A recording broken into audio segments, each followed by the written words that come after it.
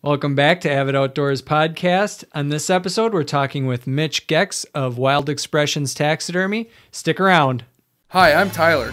And I'm Dave. We're charter captains from Sheboygan, Wisconsin. We're also avid outdoorsmen. We love hiking, hunting, fishing, camping, and just being outside. We want to connect you with the experts in the outdoors and hear your story. We're stewards of this planet, and we want to make sure the hobbies we enjoy today are available for generations to come. This is Avid Outdoors. All right, welcome back. Another episode here. We are with Mitch, and we're talking taxidermy and trophies in the outdoors. Excited to learn about what Mitch does. Welcome to the podcast, Mitch. Thanks, Tyler. What do you guys want to know? First of all, Mitch, what's kind of your backstory? What got you interested in taxidermy? How did you get started in your business, and what has that led to? As far as getting started, I get asked that question a lot. It's hard to say when I really first got into it. I've been kind of always interested in taxidermy. I did my first couple of mounts in high school, I believe, in natural resource science class. And then I started working with taxidermists following that, and then slowly kind of went on my own and started my own business about 4 years ago, 2015. Gotcha. Is there something that you specialize in, or you kind of do it all kind of thing? Or I definitely do a lot of different things. I do birds, fish, deer. I don't do bears. I do small mammals, except anything smaller than a raccoon. So raccoon, fox, coyotes, bobcats, I do a lot of those. A lot of deer heads. I do a lot of ducks, pheasants, fish, like I said, and deer are kind of the bread and butter for me and most any other taxidermist in Wisconsin, I guess. Is there something that you enjoy doing more than any other? If I didn't enjoy doing it, I really wouldn't. Those are the things that I don't do. So. Gotcha. But there's definitely times when, there's parts about everything that I do. Like there's parts that I love about fish. The painting and the fish I love. With deer, I love the whole mounting process. It's easier. And with birds, the finished process, like the finished product on a good-looking bird, is really cool. So everything that I do, there's certain parts about everything I do that I really like. So I can't say that there's one specific thing I like doing more. I would say, like, deer heads are a lot less tedious than birds, which is kind of nice. But it's also, like, after you do 65 deer heads, it's kind of nice to take a break and do a bird. Switch it up a little bit. So, Mitch, I'm not somebody who really does a lot. I don't get a lot mounted. If I do happen to get something, most of the time I'm going to be putting it on my table. Yeah, you never give me business. Yeah. But that's mainly because in general, I'll look at an animal. I might take a picture of it and I'll end up just eating it instead. But there are certain times that I'm like, gosh, that thing might make its way to the taxidermist. What are the things that I need to know before I ever even pull that trigger or like put that fish in my cooler that I can do that's going to make my fish or my animal turn out nicer in the finished product? Well, that's the perfect question. I really like the fact that that's what I want to talk about, is what to do before it gets to me, because I always tell people taxidermy doesn't start in my shop, it ends in my shop. Gotcha. It starts when you pull the trigger or you set the hook. Okay. Because it's whatever you do in the field dictates how it's gonna come out. I mean, if you shoot a duck at 10 yards with double B 3.5 inch shell and you throw it in the bottom of your canoe along with all the duckweed, and then you bring it to me. Well, first I'm just going to tell you, no way. First, I'd probably let it sit in my freezer for 3 or 4 years until I save up the money. Make sure you don't wrap it either. Yeah, that's great. No. Well, what do you want to start with? Because there's everything's different. Let's start with fish, because Tyler and I are both avid fishermen, far more than any other thing that we do. And I think we should back up there a little bit and go, like, everybody has a different classification of what a trophy is. On a charter, I'm sure, Dave, you've gotten this question a lot too, is what, should I mount this fish? Is this fish a trophy, or is this deer a trophy? And in my mind, a trophy isn't the size of an animal, as it isn't the size of the fish. It's about, a lot of it's the story behind it. So when you get that question, I guess, how do you respond to it? Well, I mean, I don't know if I really get that question. I think that's a question that you should almost answer, either one of you. I mean, like, when it comes to what's a trophy, don't ask me. I mean, what do you think a trophy is? I mount bucks from spikes all the way up to 200-inch deer. Yep. And, well, to be totally honest, I like mounting the spikes better. Because usually it's a kid's first. The horns don't get in the way. And and there's no scars on the cape. They're just beautiful. They're usually young deer and stuff like that. Now, when you get into a 200-inch Iowa buck, those are, I mean, they're just ugly. They're full of ticks. They're just big, beat up capes, and they don't like, when you get a little buck, it looks perfect. Yeah. Which I just love the look. It just looks. They look so good. When I mount smaller bucks.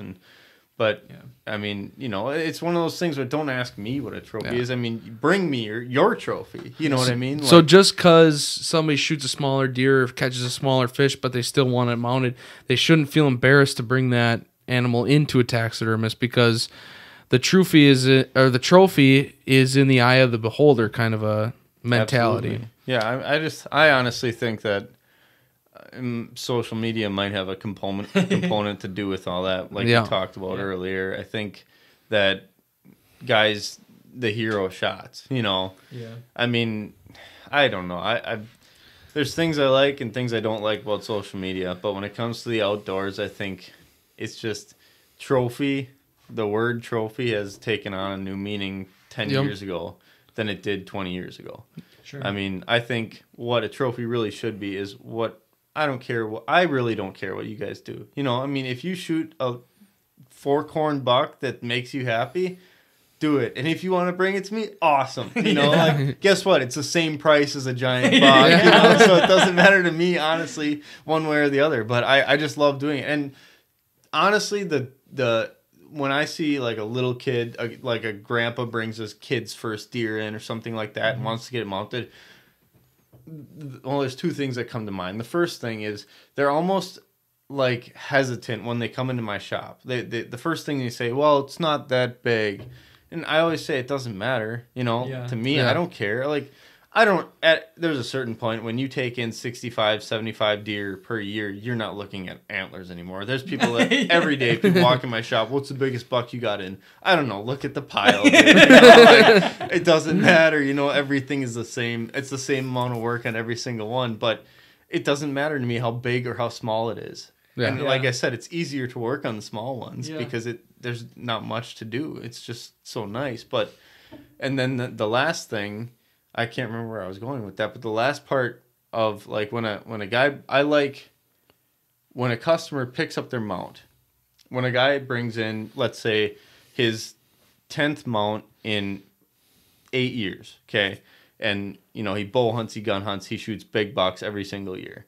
That guy comes in and picks up his buck. He's like, yep, looks good, pays for it. When that first year hunter comes in and picks up his buck, he just stands there in awe and just looks at it. And I love watching that. That's my favorite thing, is when a little kid comes in and his dad's paying for the mount, like, check it out, buddy, and I just love seeing that. Like, that's the coolest thing, because it makes me feel so much better, Yeah. I mean, I put a lot of hard work into it. And I don't know. I just feel like, not to downgrade the guys that shoot 2 monster bucks every single year, all that. But I don't know. It's just cooler because it just seems like there's more excitement on a little kid's face, when they bring that stuff in. And that really shows to me, like, that's a trophy to that kid. Mm-hmm. And that's a trophy to that guy, Yep. So who cares? I mean, as far as what is a trophy, don't ask me. I'm the one that makes, I mount the trophies, that you decide what a trophy is. So I think it's really that story aspect.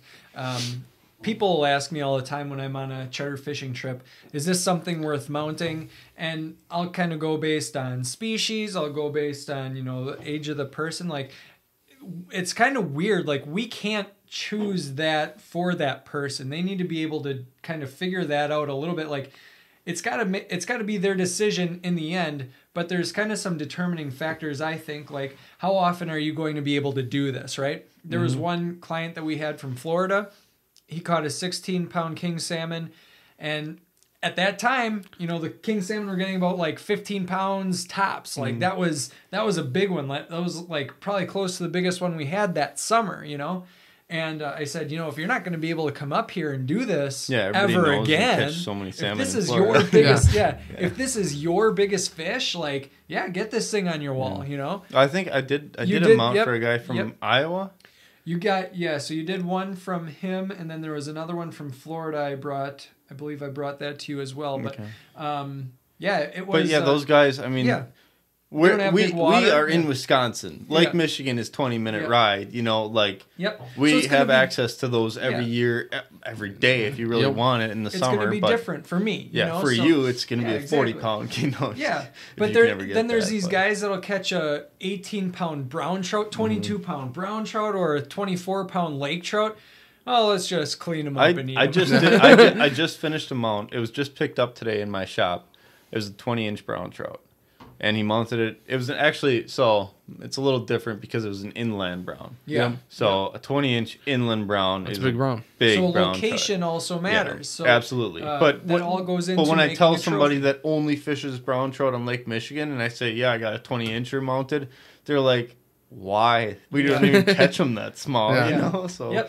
So it's species dependent, location dependent, age of the person, really the story, and it's 100% up to the angler or the hunter in the end whether they're going to get that thing mounted. Absolutely. And I think the biggest thing is, like, somebody might go into your shop saying, oh, I don't know, like, it's kind of borderline. It's like, if you're going to get it mounted, like, be proud of that thing, right? Like, it's that should, to me anyway, I'm not going to even think about doing something that's just kind of like borderline. If I'm going for it, like, I've got this idea in my mind. That's going to be a talking piece. I'm going to be able to tell that story. This one is special. This one is different. Well, that's the other thing. I'd say half my business comes from guys that bring something in and they're like, well, it's not that big, but it's got it's a cool story. Yeah. I've done so many, like, it's my dog's last retrieve or my dog's first pheasant, you know, or this is the last duck my uncle shot before he had a heart attack, you know, like things like that. And those are cool. I mean, with birds like that, it's a little more difficult because, I mean, his uncle might have shot the last duck at 10 yards with 3.5-inch double B, you know, but so I can't really do that stuff. But I've also had guys bring in, like, and that's another thing we could talk about, is like deer that their grandpa shot this big buck and he had it on a plaque for years. You know, it's just the rack on a plaque. And then their grandpa passed away. They bring it in and said, can you put it on a mount? And I can do that as long as I get a new cape, which I have. I do keep extra capes every year from guys that, you know, don't want their capes. But yeah, I mean, I can definitely do things like that. And that's kind of cool too. I mean, it's not like they just shot that buck. And it's not even their buck, but there's a story behind it. You know, it was their grandpa's and it was his biggest buck or something. So when you're, like Dave was saying before, what can people do? It's always you hear different stories about how to prepare or how to save and store an animal. So wet paper towel, I know you gotta take. Well, okay, let's start with fish. Okay. I'll start small. If you catch a bluegill, crappie, a perch, or a little trout, or something, anything that'll fit into a gallon freezer bag. Okay, when you catch the fish, not when you bring it home. When you catch the fish, especially ice fishing, don't throw it on the ice. I mean, try and keep it from freezing. You know, I've had guys, the one guy last year threw a crappie in a bucket, and the tail was leaning up, you know, up against the side of the bucket and froze to the side of the bucket. And then when he got home and he grabbed it by the mouth, he picked it up, tail broke clean off. Ew. And he brought it to me. He brought me the piece of the tail, and I was able to do it. Like, I connected them in the final mount, but it was very difficult, and you can kind of see a little bit of a seam. Now, if you had, you know, actually kept it wet or put some water, like, it's so easy. If you just put some water in that bucket or something, it wouldn't have, you know, You would have prevented that, and it'd be a seamless mount. But so like, just keep in mind when you shoot something or catch something really, really nice, at the moment you pick it up, first thought goes to, am I going to mount this? What should I do? Like, whenever I duck hunt, I carry a plastic Walmart bag with me. And it's so easy. I mean, they fold up into a size this big and they weigh nothing. Like, shove that in your pack, in your pocket. If you shoot, a giant Drake wood duck that's totally prime, and you pick it out of the water and it just looks gorgeous, don't throw it in the bottom of the canoe. Don't throw it in your backpack. Don't throw it in your waders. Put it in that bag and set it aside. Like, just so it doesn't get wet. It doesn't get, roughed up. Nobody steps on it or anything like that. Just set it off to the side. And I've done that before. It works really well. But we're talking about fish. So there's so, like I said, there's so much we can talk about. And I'm getting off track. But with fish, let's say bluegills, like I said, crappies, perch, get it home after, you get it, after you catch it. First thing you should do is wrap it in wet paper towel or a small t-shirt or something, an old t-shirt. Make sure it's wet. Mm-hmm. And if you can fit it into a freezer bag, great. Do that. Put it in the freezer bag. Get all the air out. Try to get all the air out of the bag. Then seal it off. Throw it in your freezer. And if you do that, it's good for a year, 2 years, honestly, in your freezer. It's perfect. But if you just set it in your freezer without any of that, like just set a dead fish in your freezer, you would be very surprised as to how quick those fins will freezer burn and break off. I mean, it's incredible. And I've had guys do that. I've had stuff like that where they don't wrap it or anything. They bring it in, and there's not much I can do at that point. Things are broken and bent and stuff like that. But now if you get up to a little bit bigger fish, like 30-inch walleye, 5-pound bass, even 30-pound salmon, big pike, things like that. If you have the freezer space, that's great.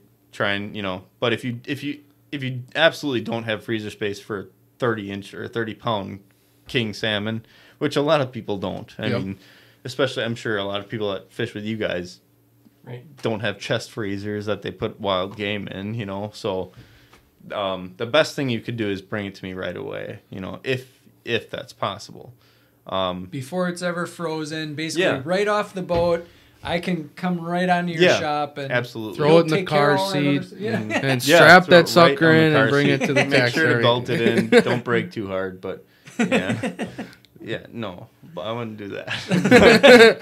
But yeah, I mean, with everything though, honestly, with everything, the sooner you get it to me, the better. Okay. No matter what, honestly. So the less that I even do with it, probably the better, as long as The best is when I get a call and somebody says, hey, I'm still in the woods. I just shot a turkey.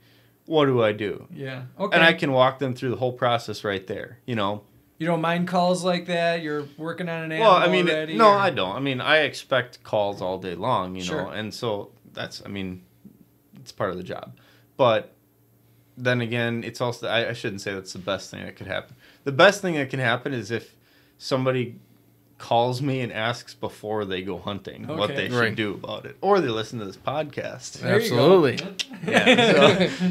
But, and then they would know exactly what to do, all that stuff. But, with a bigger fish, the first thing you want to do is, if you can't get it to me right away, and you do have the freezer space for it, wrap it in a wet towel, an old towel or an old t-shirt, the whole thing. I mean, head to tail, whole thing in a wet, damp t-shirt. And those you don't really even need to put in a bag. I recommend putting them in like a garbage bag or something, just so they don't freeze to the side of the freezer, because a wet towel will freeze to everything else. But and then that will be good in the freezer for 2 years. I actually just had a guy last year. He brought me a bass, a 5-pound largemouth bass, really nice fish, his biggest ever, and he brought it in a cooler. And when he brought it to my shop and I opened up the cooler, the bass was frozen, but it wasn't wrapped at all, and he had he had pinned out every one of the fins on a piece of cardboard. So it was laying on it flat on a piece of cardboard, and he had pinned all the fins up and out, like tail was fanned out and everything, and it was just totally exposed to the freezer for the last 6 months. Oh boy! So, and I looked at it and I'm like, oh man, like, and in my mind, it's like, you idiot. I hate to say it, but I've never, I'm just, it's like, okay, at that point, it goes straight from like, okay, you brought me mount to, all right, let me tell you what you should do next time, Get a lecture from the taxidermist. Yeah, I mean, I'm always very nice and respectful of people because I understand that, well, that's why we're doing this right now, but I understand not everybody knows about that. And the more I do it, the more I realize there's a lot of people that really don't know what they're doing properly, or they hear it from their uncle. You do it this way because that's and then they bring it. Well, that's what my uncle told me to do, or that's what this guy told me to do. Well, who's that guy? I don't know. But so how would bird differ? And that'll kind of lead us in. Once we talk about birds, I would like you to talk about like caping a deer. What would you prefer that I would do after I shoot a deer? Do you want me to cape it out myself? Well, let's hit the birds. Yeah, I was going to say that. First. You want to go birds and deer? Because but birds first. Birds, man, that's a tough one because birds are very, very tricky. Birds are one of the things that, out of everything in my shop, I will turn down more birds that come in and send them back out the door the same day than anything else. Just based on two things, damage and maturity. If you look at a duck in the middle of summer, you look at a Drake mallard in the middle of summer, it looks very different than it does in the middle of December. And the reason why is because they molt every single year. There's a period where they can't fly in the summer. And they regrow their feathers. And so, like, the new feathers that are coming in are not rooted in. They're not adult feathers. So they will fall right out. Sure. And the same thing goes for pheasants, especially in Wisconsin. 99% of pheasants shot in Wisconsin undeniably are farm raised that spring. Yeah. We don't really have much of a natural population in this state, unfortunately. But I get a lot of those that come in, and the big thing about pheasants is, like I said, damage and maturity. Damage from the gun, damage from the dog, damage from handling, all that stuff. And so the first thing to do, let's say you shoot a duck over the water. If it's not a 5-yard shot, just rule that right out. I mean, if you shoot it at 5 yards, like that one, I don't even know if you can eat that thing at that point, but the longer the shot, the better, obviously, because you're not hitting it with 10,000 BBs, But that's the other thing. The birds are the only thing you shoot with a shotgun in the that you prime, do. In the middle of the whole mount. Like, you're just littering it with BBs. So it's just a difficult thing. But you shoot a duck over the water, you go out and pick it up, and it looks like a nice, mature bird. Obviously, the later in the year it gets, the colder it gets, the better the birds mature and they look. Maybe it's not obvious, but wood ducks, blue-winged teal, those are the only two I can think of right now that are fully mature, like opening weekend in Wisconsin at least. But mallards, if you shoot a Drake mallard opening weekend in Wisconsin, half of them look like a hen. Yep. You shoot them in the last weekend of duck season, they're all gorgeous, So that's the thing. Maturity is a big part of it because those, like I said, those immature feathers will fall out during the mounting process. And then the next thing to look at is the damage. Was it shot up really bad? I mean, it doesn't matter if it's a fully mature bird. If both wings are broken, both legs are broken, because I need the wing bones and the leg bones in the mount. That's the structure. That holds the whole thing together. So, I mean, if I can deal with a broken wing as long as it's not like jelly, hanging there. But if there's like a BB that went through that in the middle of the wing, I can repair that. But, I mean, if both wings, both legs are broken and 10 BBs hit the face, that's not good. Unrepairable. I've dealt with a lot of birds like that. I just turned down a wood duck 2 weeks ago that, well, it wasn't brought in 2 weeks ago, of course, but it was brought in frozen, and I thawed it out to skin it out. And the next morning I came in and I was skinning it out, and I looked. There's 12 BBs that went through the head. Ooh. And people don't know this, but I fill the head with caulk. So any hole that's in the head, that caulk, it comes right out. Yeah. And if you're ever trying to get caulk out of feathers, it doesn't work. So, so that I called right away when that happens too. I call the customer right away, tell them the situation. And fortunately, I've had very understanding customers where they all say, okay, well, I get that. But I always tell them right away when they bring it in, hey, if it's frozen, I'm not going to get a chance to look at it totally right now until I thaw it out. But and then if possible, if you can tell that, let's say you shot a pintail with a big sprig on it and it's laying out in the water 40 yards where you could walk out and get it, don't let your dog go. Don't let your dog get it. I mean, I know how much everybody loves with the bond between a hunter and his dog and the dog retrieving things. And some dogs are better than others. I've done plenty of birds that were retrieved by dogs and there was no problem. I've also had a call from a guy last year that wanted me to mount a pheasant that his dog retrieved, and he asked if I could do a pheasant without a head because the dog chewed the head off. There's nothing. It's kind of an important part there. Yeah. So I mean, you got a person that supplies you with heads. Or? Yeah, exactly. I wish, but no. Birds are very tricky, and I'm very picky about what I take in. And the main reason is, I mean, sure, I could do the ones that are really damaged and stuff, but they are not going to look good. Yeah. You know, and that's. And I know a lot of people don't care if it's their first duck and it's not a mature drake, mallard, or pintail or whatever. And some guys are like, yeah, that's fine. It doesn't have to look perfect. Yeah, but you don't understand. It's going on your wall. And when somebody walks into your house and says, who mounted that? Yeah. And it looks like crap. And they say, oh, yeah, Mitch did that. Yeah. That guy's not going to come to me. He's telling all his buddies, hey, did you see Mitch's work on the wall there? Yeah. So, I mean... It's, I don't know. There's some amount of pride you have to take in it yourself. Absolutely. If I wouldn't hang it on my wall, I don't want you hanging it on your wall. Yeah. I'm sure more people are going to see it on your wall than my wall anyway. So when you get a bird, or when somebody shoots a bird, what's the process as far as freezing them? Oh, freezing. If it's a nice bird, like I said, you look through it and it's not damaged and it's fully mature. Try and keep it dry in the field. Like I said, I carry a Walmart bag with me. Then when you get home, freezer bag is utmost importance. Yep. Definitely. And the first thing that will freezer burn on a duck or a goose or a pheasant is the feet. Okay. The skin is so thin and so exposed that if you just shove it in the freezer, those feet will freezer burn within... I mean, if you bring it to me after 6 months, totally exposed in the freezer... I don't know if I'll be able to do it because those feet will be shot pretty much. Yeah.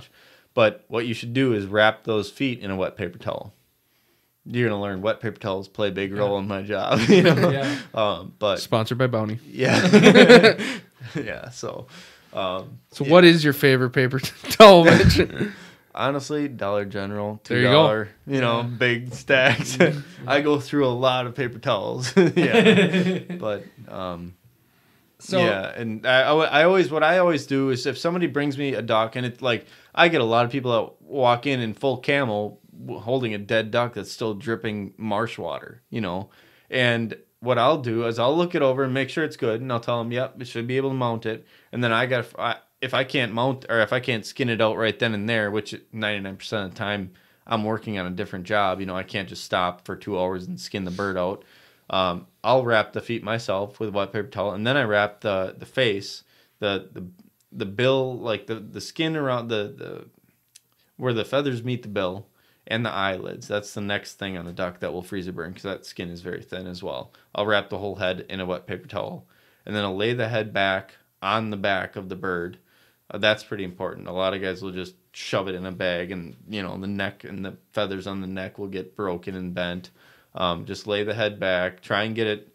Don't worry about blood. Everybody thinks blood is a huge thing. Everybody comes in my shop. Oh, I wiped the blood off. I washed that duck 3 times in Dawn dish soap and laundry detergent in the mounting process. So the blood comes out. I mean, it comes out just fine. But I mean, that's if you lay the head down on the back of the duck, slide it in the bag, try not to bend any feathers, let all the air out of the bag, squeeze it, seal the bag, and put it in your freezer. It's good in there for 2 years, a year or 2 years. So. Okay.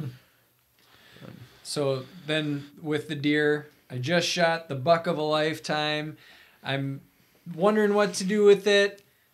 Should I keep it out myself? Should I bring it to you? What, how much do I skin up? What's your recommendation that way?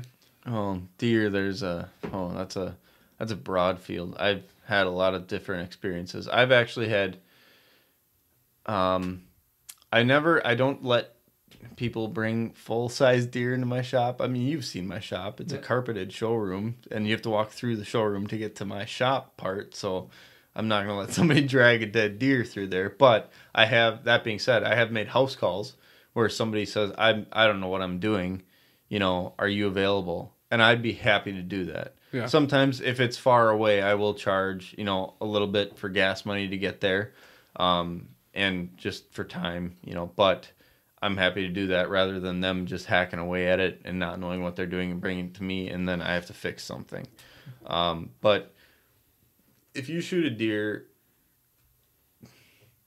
what you should do before you go hunting or fishing, period, is even if you don't plan on shooting a trophy or catching a trophy, just check out taxidermists. Like, if you were to shoot something or catch something big, where would you take it? Sure. Figure that out first, and then talk to that person and say, what do I do? Like, ask me the same questions you're asking me right now. Ask that person that, I don't care who it is. It doesn't have to be me, but, just talk to them first prior, if possible, if you can think of it. Especially the number one thing is if you're going on a destination hunt out of state, first thing you do, because 99% of those you're going to shoot a trophy animal. Don't go out there not knowing what to do. Mm-hmm. Go to a taxidermist, talk to him, ask him. Everyone that I've ever met would be happy to answer these questions. And figure all that out before you go out. Because I've had guys call me from the middle of Colorado saying, I just shot an elk, what do I do? I don't know. I mean, how much time do you have? I'm not going to talk to you while you're packing the thing out, but I try and walk them through it and everything, but it's just so much easier if they know what they're doing ahead of time, it's planning ahead, Boy Scout motto, be prepared. So being here in Wisconsin, obviously whitetail's a big thing, and probably the most popular version of a mount would be shoulder mount. Yeah, correct. Shoulder mount. Okay. The question that I always have, literally every time we've shot a deer that we've wanted to get mounted, we all kind of look at each other and go, do you remember where to cut the cape off? I've caped out plenty of animals, but it's always like, and have had different answers from different taxidermists. But what's a good rule of thumb if you're looking to get a shoulder mount, or maybe just behind the front shoulders? Like, just take the whole thing in, or I was just gonna say, please stop talking. Don't cut it. Okay. Period. I mean, there's so many deer that I deal with where I have to supply a new cape because they cut it too short. Yep. Don't cut it. Why? I don't understand. That's one thing I never understood. Okay. When somebody skins a deer out, hang it by the back legs. Yep. If you're gonna cape it out. Okay. And I should clarify, there's a difference between a hide and a cape. If you didn't know that, there's a cape is what goes on a shoulder mount. It's just, the front part down to the shoulders. That's what a cape is. A hide is the whole hide. And I get guys that call me and say, I have the whole cape.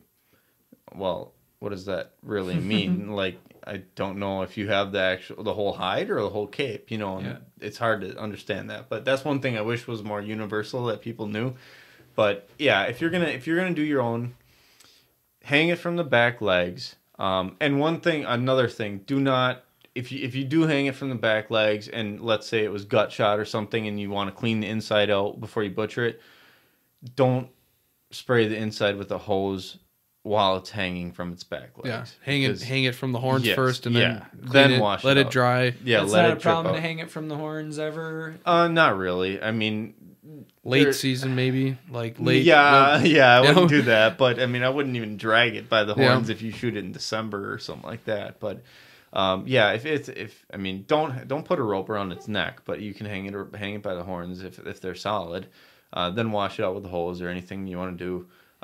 If you can't get to it right away, or you need to put ice in it or something like that, then lay it on the ground and put ice in it, because what happens, the reason why I don't like when people spray it and it's hanging by its back feet is if you spray it with a hose, that water has nowhere to go except right up in and it will go up the windpipe into the head, and it just soaks into the head. And in the taxidermy world, I've heard a couple people call them jelly heads, because when you're skinning them out, it's like cutting through jelly, like Smucker's jelly. Sounds like great. It is bad because I mean, Spread it on because toast. that meat and that whole head just that water just soaks right into the face. It doesn't like drain out anywhere, except it builds up under the skin, in between the skin and the meat. So when I'm skinning one of those out, there's like a gallon of water that comes out of that thing while I'm skinning it, and it's just a pain in the butt. It can affect the mount depending how long it's been sitting with that water in there, because the bacteria builds up under the hide, and that's the biggest thing. But and that's another thing, like time from when you shoot it to when I get it. That's the biggest thing. The longer it sits, the worse it's going to be. Yep. As far as hair. Like hair is going to fall out if it's rotting. And I can usually tell pretty quick. If one comes in, it stinks. Like, Yeah. I mean, deer generally stink, but I'm saying, like, they smell like rotting buck. Smells like rotting buck. Because they shot it the opening day of 9 deer gun season, and then they drove around with it Saturday and Sunday. And it was 55 degrees opening day, and then they hung it in their garage, and then, all that stuff. And then I get it 2 weeks later. Yeah. Yeah, that's... Another... I mean, we laugh at this, but it's my job every day. Happens. Like, I have no idea. But another question I kind of had for you too is because when we do all of our own butchering, so when we take, and I've had this question from other people too, is where do you okay, so you start caping it from the back legs up. Generally speaking, I do take my whole hide in. Then when you are getting up to the neck portion, because you need measurements of the neck to get a mount, correct? Yeah. How much neck? I always tell people about 10 to 12 inches. Okay. And if you want, like, the reason why some people don't like giving me the neck is because they want the neck roast. Yep.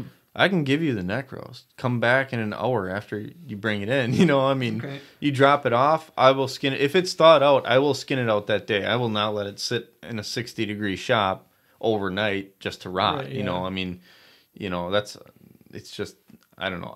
I would, if it was a perfect world, every deer would come in with the full hide on it all the way down to the tail, not cut, and there'd be 12 inches of neck meat under the hide. You know? And then I would get a nice measurement for the form, after it's skinned off and everything. But. So if they do take it out, you can still take measurements. It's just going to be a little more difficult. It's more of a guessing game. Yeah. It's really tough. And then I have to, normally what I do is I'll measure the cape, and the cape has stretch to it, so it's never 100%. And then what I'll do is, if I can measure the neck meat, I'll get a perfect measurement, because that's what the deer is, Right. And then I'll get the perfect mannequin. I won't have to really shave it down at all. Excuse me. If it's just the cape, then I measure the cape and it's a guessing game. I'll order it like 3 or 4 inches bigger, and then I'll have to sit there for 2 hours shaving it down and pre-fitting it. But so we've talked about everything you need to do for a deer. We've talked about everything you need to do for birds. We talked about fish. I think that kind of those are most of my questions. That kind of covers 90% of all of my questions I would ever need to know from a taxidermist. But I also am a little bit curious if I'm able to actually eat the animal that I kill that is going to be mounted. And that's kind of everything again, like fish, birds, deer. I know that I'm going to be able to eat a lot of the deer, and you kind of touched on this, that I can get the neck roast out of there. But what about fish? What about birds? Well, birds are a little tough because I do use some chemicals while I skin it to kind of separate the feathers. So and there's most people just breast out their birds. I've had a few turkeys where guys want the breast back, and that I can do pretty easily. But with fish especially, I mean, I can get you whatever meat you want back, but it's up to you how fresh it's gonna be. You know, I mean, like however long you keep it in your freezer and whatever you want to eat you're freezing the whole fish. So I don't know. I wouldn't, if I was to eat a fish, I'd clean it and then freeze it. You know. Yeah. So if you want your meat from a fish, let's say you go out and you catch 2 walleye and you bring them in and you want the meat back, bring them in right away if possible. You know. And when I skin it out, I will give you the meat back. Legally, I think I can only actually have it for 24 hours in my shop. Otherwise, it goes against my possession limit because then it's because the meat. So it's hard to explain, but if you let's say you catch a salmon, you guys obviously know salmon. So if you bring in a salmon to me and you tell me, and it's thawed out and it's fresh, you just caught it, and you say I want the meat, I will say I'll have it skinned out in 3 or 4 hours. You come back either today or tomorrow morning, and you can pick up the meat. After that point, then at that point, after 24 hours, it goes like it's no longer in your possession anymore. It's in my possession. Yep. So it goes against my personal daily bag or possession limit. So after 24 hours, they're gonna have to come open up your Weber to get your fish back. Yeah, exactly. Or pull it out of my stomach. Yeah. No, and there's a few times, like I think we talked about, where guys brought in salmon and they were fresh and they just got off the boat, brought it in, and I didn't say a word about them taking the meat back because I kind of wanted it for myself. And there was one that the guy brought in, and I just kind of kept quiet the whole time about the meat, and he never said a word about the meat. And I skinned it out, and I actually pickled it, and it was a really good tasting salmon. So, yeah, so even I myself sometimes will indulge in those things. But cool. Yeah. Well, so there's a separate side of taxidermy, and that is like with fish, there's replica mounts. I guess with deer, there's like reconstruction of the antlers and whatnot, but how does a replica differ from a skin mount? What's going to look nicer? What's going to hold up over time? Should I just throw everything back at good pictures, or what should I do that way? And also, because I am curious about price, what's better off for my pocketbook? Well, to clarify, replicas actually are not taxidermy. Okay. Across the board. Taxidermy is skin, right? That's the... Okay, well... Dermy is... Taxi means move, and derm is skin. Okay. So that's... I think it's Latin or something, but that's what it originally is. Taxi, move, skin, you know. Yep. And when it comes to taxidermy, replicas are fiberglass, reproductions. Yep. That's...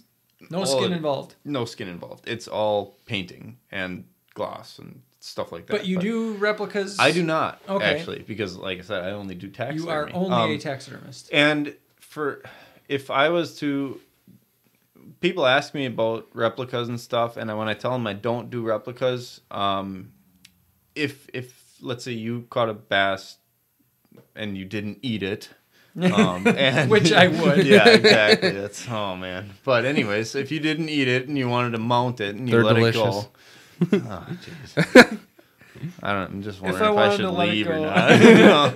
But yeah, if you wanted to let it go and you wanted it, but you still wanted the mount, a replica is a great option for that. Then you don't have to kill the fish. That's the biggest thing about replicas. You're not killing the fish. And I would recommend, this is with taxidermy too, but with replicas as well, find somebody that specializes in it. Okay. There's not many taxidermists that I know that do replicas and taxidermy that their replicas look awesome. Okay. There are a few guys in Wisconsin that do replicas exclusively, or they do fish exclusively, and they do a lot of replicas as well. And they look incredible. And I usually recommend those guys. Okay. But and as far as pricing, best bang for your buck, kill the fish. Yeah. Because it sucks, but the replicas, a fish form, I think I did a bluegill not too long ago, and I kind of kept track of that just to see, just was interested, and with the eyes and the form, And then the paint and stuff, I think it came out to be about $40. Ooh. Yeah, I mean, what shipping and handling and everything too. It's Yeah. not cheap. Nothing in Texas. That's why things are expensive. Mhm. But if you were to do that as a replica, I would say it's about $80. Okay. Gotcha. Just because you're ordering a whole detailed. Yeah.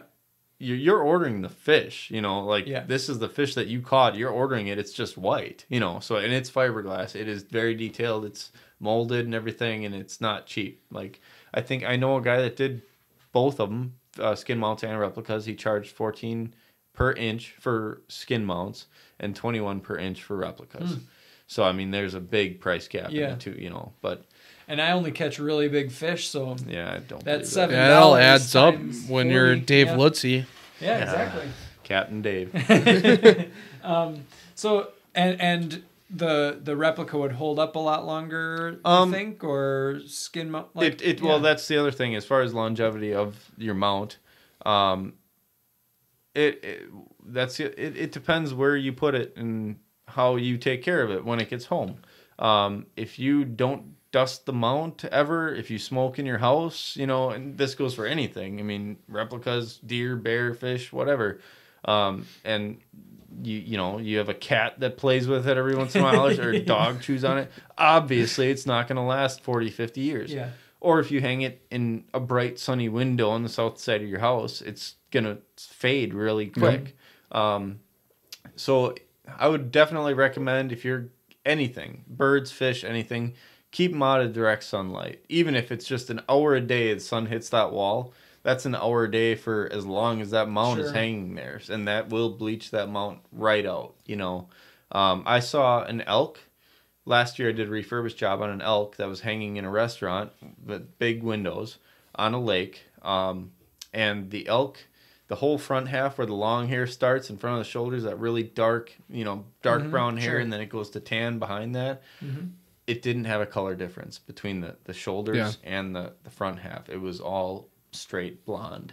And I had to dye the hair on the elk, a dark brown hair with hair dye.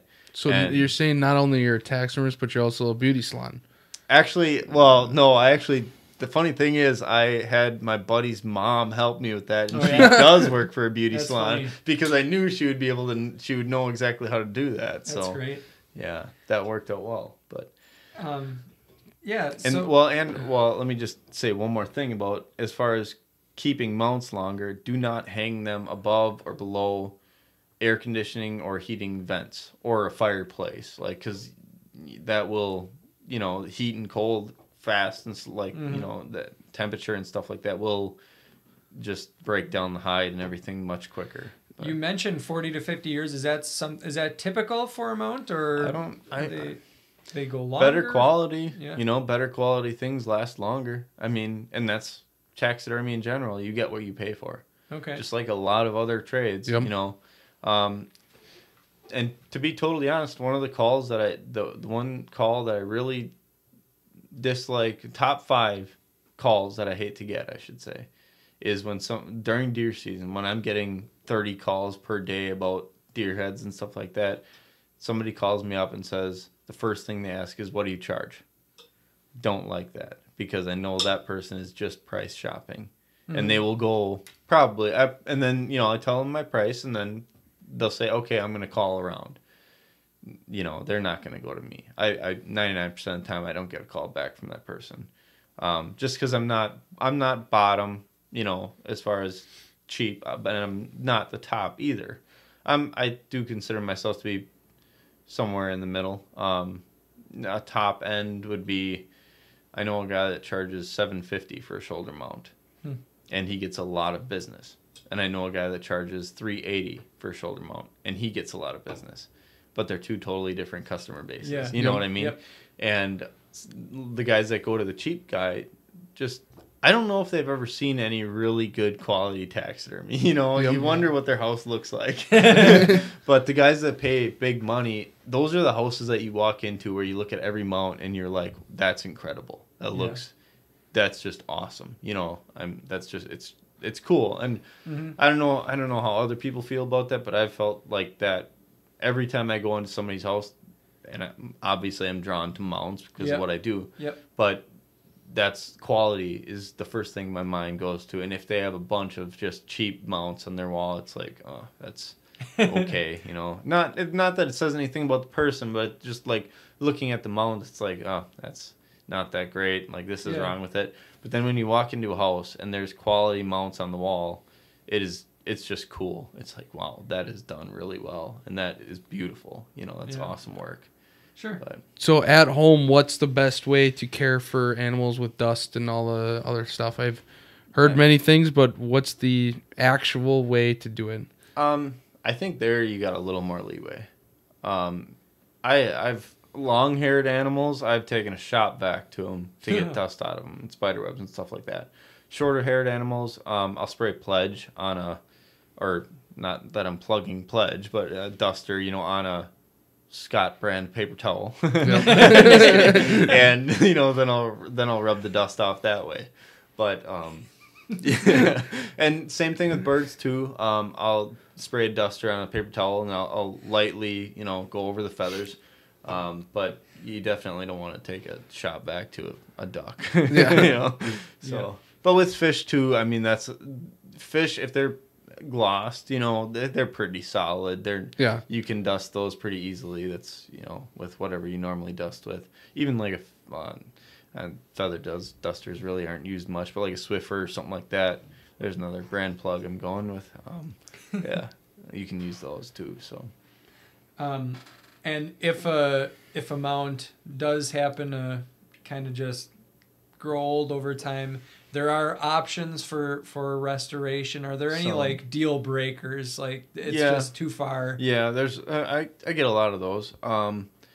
There's a bobcat in my shop right now from the 60s that was mounted, and it looks terrible. I mean, it's bad, but it's cat face just like exactly. It just never the face of a cat can make or break it. Yeah. And you got to be good at cats to do cats. You know, you got to know what you're doing, and that's one thing where it's like you can walk into somebody's house, and if they got a bobcat mounted and they paid a little, exactly. They paid bugging out. If they paid a lot of money for it and it looks like a live bobcat, you notice that and you're like, wow, that looks really good.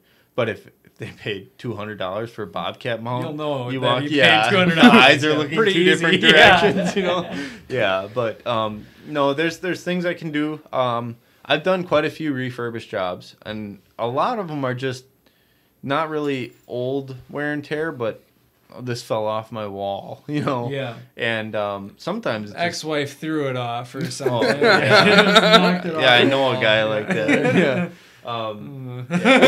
This is an inside joke for all you listeners. But anyways, I've had a few of those, and there's things I can do, and to a certain extent, I can do some on most all, but I can't. You know, I can't take a 60-year-old deer and make it look like it's just mounted, you know. Yep. And some of that stuff though too, like an old fish mount, like a really old fish mount that's brought in, they don't like, you know, this looks like crap. It's not gonna look good, you know. I there's no way I can make it look like a brand new walleye, like you just caught it. I mean, it's a 60-year-old mount, but it's kind of cool, and it's like it was mounted that long ago, and it's on your wall. It's an antique at that point, you know. I mean, the age kind of. I mean, I can fix things up and restore it a little bit, but it's like an old car, you know. Sure. You don't want to make it look like a brand new Corvette, but you want to make it look nice for what it is, right? You know? So you had mentioned that you do a lot of different animals, and you kind of like will work on some animals for some amount of time, and then you'll switch over to your fish, and then to your birds and things like that, and maybe do that in cycles. Do you have any projects that you maybe didn't even have somebody who came to you or something? Maybe you sought it out as something you really wanted to do, a project that you just kind of like fell in love with, or that you generally enjoy over and over again, or I guess like those passion projects. The one thing that really comes to mind is I do a mount for the Fish and Game Banquet, the Kiel Fish and Game Banquet every year. Excuse me, and I'm a sponsor for the banquet through that mount because I'm donating my labor and basically donating the mount to a live auction at that banquet, and the proceeds go right back into the club. And that mount, they let me do whatever I want, so I literally get to seek out and mount whatever I want. That's pretty cool. And the first year they came to me pretty late in the year, and I really didn't have much time to prepare. And the only thing I could really scrounge together was a couple pheasants, and it turned out it was one of the best pheasant mounts. Yeah. I did a whole snow scene with icicles and cattails and water with ripples, and the hen pheasant was taking a drink and she had a drip coming off of her bill. It was so cool. And then the other thing is, every year there's a guy that donates a glass showcase that my mount goes into. So it's kind of a combined donation to the auction. Yeah. And I give him the dimensions of what I need, and he builds the case around it. And so that whole mount went into a case. And to this day, and I don't think I'll ever not regret this, but to this day I regret not buying that mount back from the auction, that pheasant mount. That was pretty awesome. You know the person who bought it? I do, Did you ever get to see it? Yeah. Well, no, but it was... Yeah. I don't want to name any names, but... Sure. Yeah. Well, that's fine. Yeah, that's a cool... This year I did... I've done 4 of those now, and the first one, like I said, was pheasants. The second year was a fawn, which was cool. Like, you don't see those. You don't see them, yeah. And then the third year I did... last year I did a gray fox.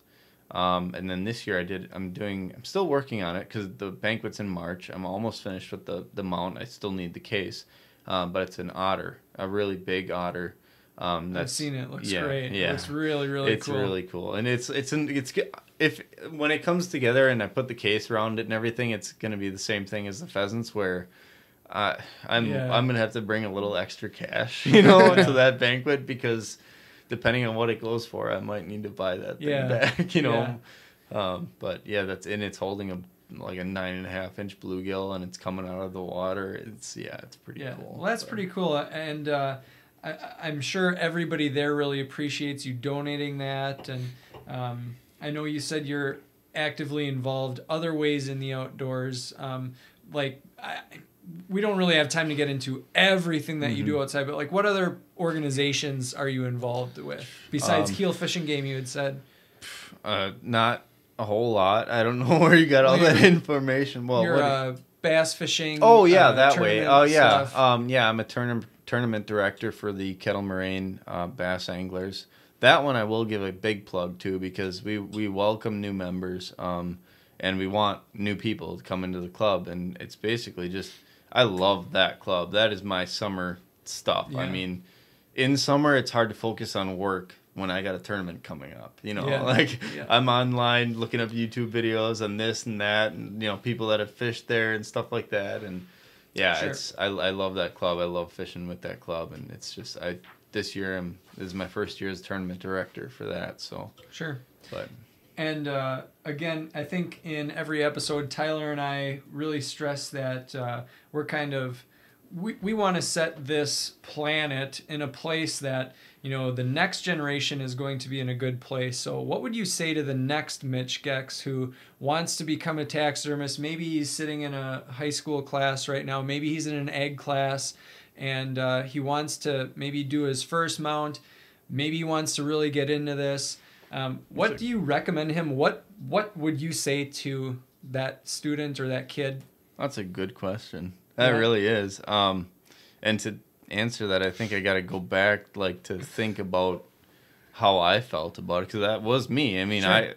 In high school, even before then, I was considering taxidermy as a job, and it's not really an attractive profession. And that is kind of what pushed me away from it for a while.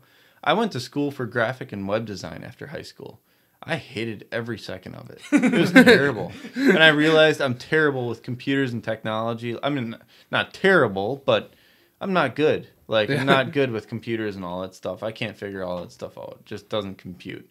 I'm more hands-on. And when I finally, came to my senses and realized this is what I want to do. I have an opportunity to do this. Why not go for it? See how it feels for a while. That was the best part. I mean, now I don't want to do anything else. I mean, it's just I get to work my own hours. I work alone, which some would think it gets lonely. It really doesn't because there's a lot of people. You just gotta knock first because he might be talking to the animals. Yeah, that's true. Yeah, no. Well, I don't think keep your sanity. It seems like whenever I walk into any taxidermy shop, there's usually somebody to talk to anyway. Like, yeah. You got a lot of visitors. And yeah, that's one thing too. But well, we can get into that in a second. But going back to what would I tell young Mitch? Yeah. If he wants to get into taxidermy. Biggest thing is, first off, you probably don't know, young Mitch, what is involved behind the scenes. Like, it looked cool when it looked awesome. It was like, I want to do that. Then again, any job is like this. Mm-hmm. If you really like this, whatever you want to do, and you really start getting into it, you're like, I didn't know how much was really involved. You know, holy crap, this is a lot of work. Maybe I don't want to do this. So start working with somebody. Find a taxidermist. Everybody's looking for help. Yeah. You know, do something. Like, even if you're just sweeping floors, you're going to learn more than you do at home. You know, it doesn't matter. But then you'll start seeing what's really involved behind the scenes. And, I mean, I definitely welcome competition as far as... And in taxidermy, there's really... I don't consider anybody competition. It's just resources. There's another taxidermist down the road from my house. I was just drinking beer with him the other night, and we were just talking and stuff, and it was awesome. I love the guy. He's a great taxidermist, and he's a great resource. Like, I call him up once in a while if I have questions of things, and he does the same thing for me. And it's nice to know, like, somebody else, because he might use a different product on some stage of mounting a deer that is better than what I use. And then, you know, I tell him this is what I use, and he's like, oh, this is what you should be using, dude. I used to use what you use, world of difference now, like, you know, and I've had that plenty of times. So absolutely, and it's really cool in that way that everybody is connected to everybody else that shares secrets and stuff like that. So sure. Well, we're getting close to the end here, but there's one question that a lot of people they might be wondering about. Yeah. I think I know this question. Yeah. What are some? Let's maybe put it at odd requests. Do you ever get any odd requests? Yeah, I do, and it's weird. Some of them are weirder than others. Yeah. I've never had a request to mount a human. Ugh, I've had people ask me that. It's like, ask if anybody's ever asked. Yeah. No, nobody's asked me to mount a human, but I've had people ask if anybody has asked. Yeah. Yeah, no way. No. I'm pretty sure I'd call the cops right away, you know, but sure. I have had I don't know if I can even count on two hands how many people. So a number of people. A good number of people who have asked me to do pets. Yeah. Yeah. And your answer? I don't do pets. No, I don't do pets. But I would assume, does anybody do pets? There's a few. And the few that I personally don't know anybody that does, but I know of people that do. And the guys that I know that do pets or know of, they charge a lot of money. So I would imagine just because of the nature of the beast, when somebody is asking for somebody to mount their little Skippy or whatever, I don't know what's going through their head, so don't ask me that. But I mean, they're probably expecting something great, and I think even the best taxidermy is probably not gonna look like their spot. You know what I mean? I mean, I'm not. I don't even know how seriously I can take this because it's. Yeah, exactly. That's how I feel. That's welcome to my world every day. Yeah. So no, especially like, I mean, you see your dog every single day. Yeah. This is a weird thing to talk about. You're right, but I mean, if I brought it back to you, it's gonna be dead and it's gonna be stuffed. It's not like I'm bringing it actually back to life. So you can only do so much, and at that point, it's just Sparky won't bark no more. What are you gonna do? Put an old voice. Squeeze his paw. That would be bad. Well, we're basically on the brink of morbid, and I guess that might also be the nature of the beast. But there's one thing I did want to talk about. Maybe we shouldn't get too far into it, but as far as like people and jobs, it's hard to explain, but a job a lot of times gives somebody an identity. And a lot of people, when they think of Mitch, he's the taxidermist, which kind of sucks. I mean, because there's a lot of people who don't understand it, who aren't hunters, aren't fishermen, and they think taxidermy is just weird. Yeah. I don't. Like, it is a total art form, and it is very intricate. There is so much going on behind the scenes. Like, I'm really not working with blood and guts at all. Like, those are the parts that goes in the garbage right away, you know, but it's just a tanned hide and a form, and you know, I don't know, it's hard to describe, but I don't know. Like, do you ever get that when somebody thinks of Dave? It's Captain Dave. Like, oh yeah, he's a charter fisherman. Yeah, I think we get that once in a while. Like, it's just a charter captain. Well, when you meet somebody new, like, the first question is, "What's your name?" Second question, "What do you do?" Yeah, you know, I mean, and it kind of sucks having to say taxidermy because, well, I shouldn't say it sucks. I am proud of what I do, but it's just like some of the responses you get. It's not like, I don't know. It's just not like, oh, if I said I was a lawyer, you know? Yeah, right. But that's different. Like in the certain demographic, I feel the same way. Like when it all depends on who you're talking to. Right. Exactly. Yeah. I'm some very people proud. are very interested in it, and some people are like, oh, really? That's weird. I think it's cool. I mean, I really think taxidermy is really cool, and like I feel the same way. I could pick your brain for a lot longer than what we have. You know what I mean? Yeah. So we've been together for like 3 hours tonight already. So that's true. Yeah. So yeah, I think there are a lot of people who really do hold that in high esteem, as well as the people who probably just don't understand it. You know what I mean? Like they just really don't get it. But then again, think about going to a bar and trying picking up chicks while you're taxiderming. You know,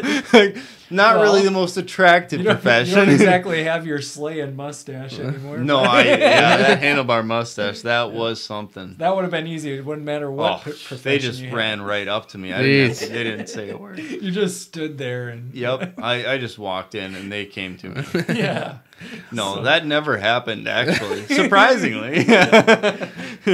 Well, on that note, Mitch, so you have a showroom, and you're located in Kiel. Yep. Are you welcome to visitors? Or visitors welcome, I should say. Absolutely. Okay. Mm-hmm. And if they want to get a hold of you, what's the best way to get a hold of you if they have a deer in the freezer from this past fall or a fish coming up or anything like that? Give me a phone call. My number is 920-286-3733. And I got my phone on me all day. If you have any questions, I'd be happy to answer your questions about anything. I mean, you'd be surprised the calls I get all day long. So awesome. Yeah. Thank you very much. We'll plug in some images of Mitch's work on our social media pages. And if you guys have anything you want us to talk about in this podcast coming up, email us at avidoutdoorspodcast@gmail.com. And we'd love to discuss any topics, concerns. There's some good stuff coming up, so stay tuned. This is Avid Outdoors.